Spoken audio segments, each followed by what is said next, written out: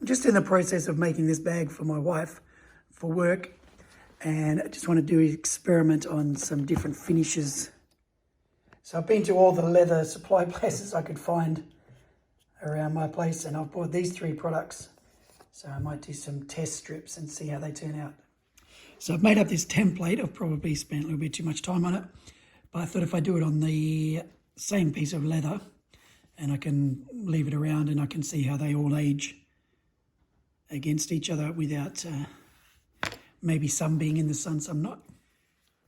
So the first one I'm going to try is Oakwood Leather Conditioner. Apparently it's all Australian made, and I've seen it on international YouTube videos. It's meant to be good. This was the one that the lady in one of the leather shops I went to recommended. I told her that I wanted to just age untanned, well, it's tanned obviously, but undyed leather. And she thought this was going to be the one. So this is sort of a paste. I guess it's a bit like dubbin. It apparently contains lanolin, beeswax, emu oil, it's fancy, tea tree and eucalyptus oil. And it does smell a bit like tea tree and eucalyptus oil. So just rub some in. This one, she said, will darken the leather initially, but then the leather will lighten again as it dries or it goes over time. So you can see it has darkened where we've put it on, but pretty much whenever you wet leather it does go darker. So I'll leave that on for a while and then polish it off and see what we get. So that was the Oakwood Leather Conditioner. Next on my list here is mink oil. Let's see if that one's got a brand. Oh, there's a brand. So let's take off the seal. So this one's a liquid, or an oil, obviously.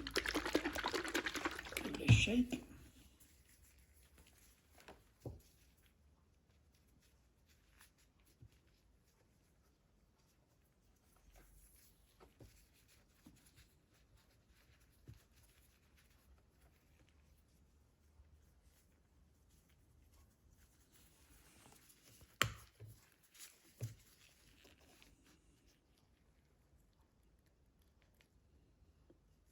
So sort of the consistency of baby oil.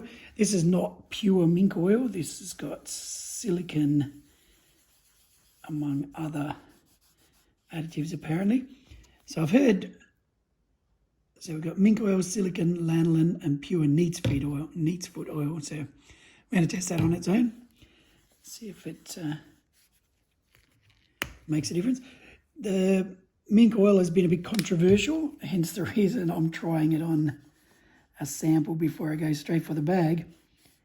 Some people say that it eats into leather, it doesn't protect it at all, it breaks it down.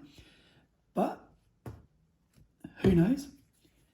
And I guess it's not something I'll be able to tell straight away. It's either going to go all in with the mink oil and destroy the bag that I've just made, or maybe it is protective like it's been claimed over many years. But we'll see. Some information I've read on mink oil, they say it destroys leather itself, it breaks leather down. Others say it's fine on leather but destroys stitching. So, and then I've read only cotton stitching perhaps, but we'll see. And then this is Neatsfoot oil, which apparently is made from ground up shin bones and hooves of, I believe, cows.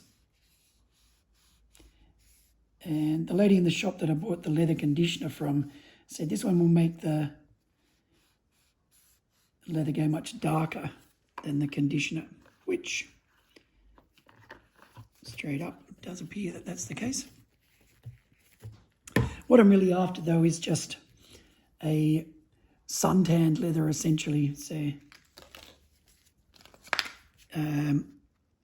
just looks naturally aged. There's definitely a difference. It's a lot lighter, sort of dark and much darker. My first instinct was the mink oil, but then when I read questionable reviews. I thought I'll try the others out first before I go all in.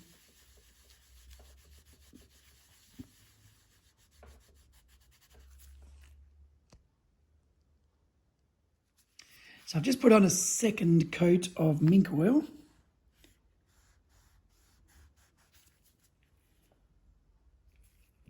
Which does make it a lot darker, but again, it could just be wetter at the moment, so it might lighten up over time. We'll do another one of Neatsfoot oil.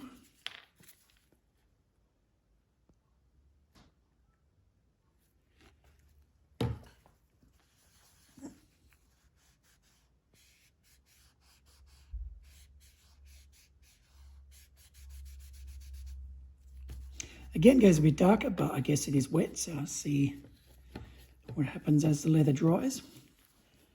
And we'll go another one with the conditioner.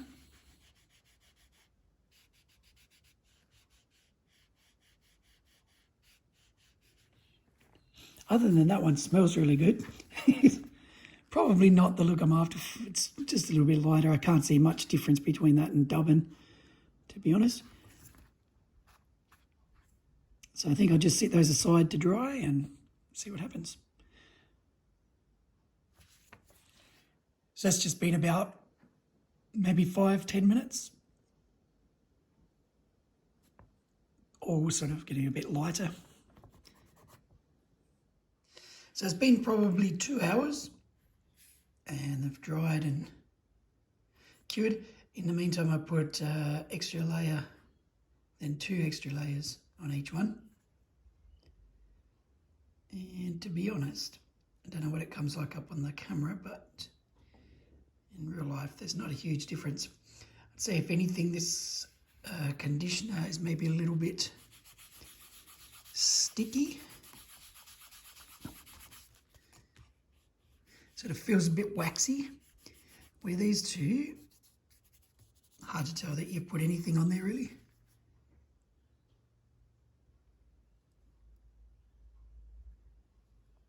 So I guess I'll wait for my wife to get home and ask her what she would like. I'm going to guess that it's going to get darker over time as well.